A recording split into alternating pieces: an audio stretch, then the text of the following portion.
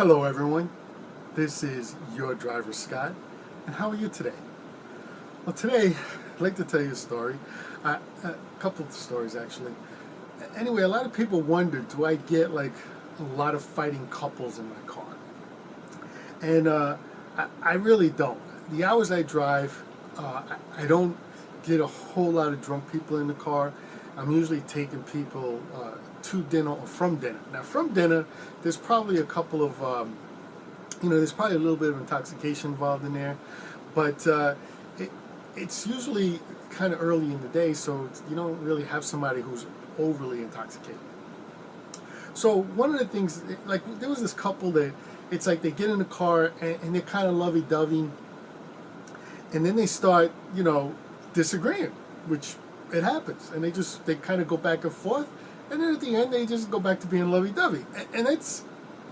I wish I had the word, if I could remember all the words of things that they were disagreeing on, but it was stupid little things, and then it was over with. They just kind of worked it out and kept going, and that's like. If there are couples in the car arguing, that's kind of like the way it works. It's the vast majority of them.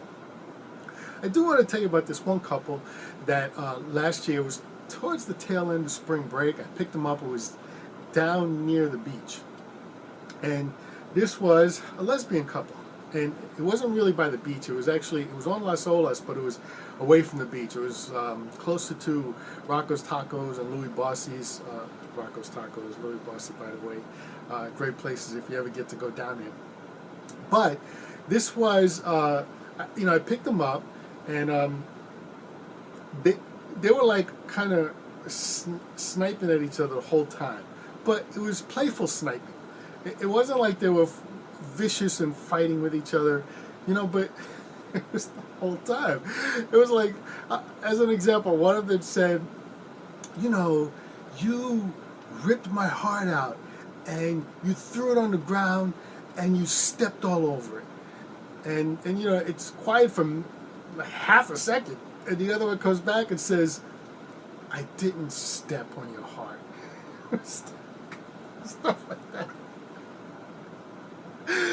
And then she was talking about, and then like one of them had called another one that the other one didn't like, and it was the whole ride was like that. I was just cracking up the whole time.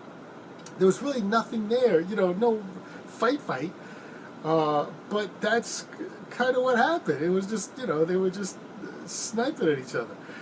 So I don't really get couples fighting. I know a lot of people ask about that. Do I see a lot of stuff like that? No, I don't. Maybe somebody who drives overnight can tell you better stories of that.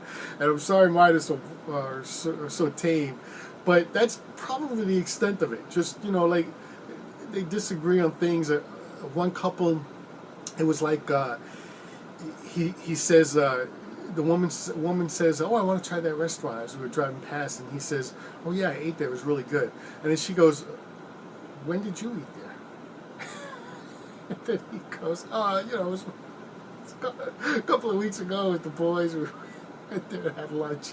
It was that kind of thing. And, you kind of should do it with your spouse first before you go out with your buddies, but, it happened. It was probably one of those spur of the moment things, and he just said, "Oh yeah, I'm gonna go hang out with the boys." It probably wasn't so much like he was thinking about, "Oh, let me take my wife to this new restaurant." It was just one of those things.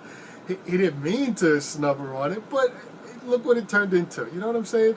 But they didn't fight. It was just like, I wish you'd taken me there first, before you took your friends. But it wasn't no big deal. They kind of just moved on, and that's the vast majority of couples fighting in my car. Not really fights, little disagreements mostly. All right. Well, I hope you kind of enjoyed that. I hope this answered some questions. Whereas people are expecting wild and crazy things, but no, the vast majority of the passengers are just great people. They're just trying to get from one spot to the next. And if you want to make some extra money, take a look at the links down below. There's a link to Drive for Lyft, and there's a link to Drive for Uber.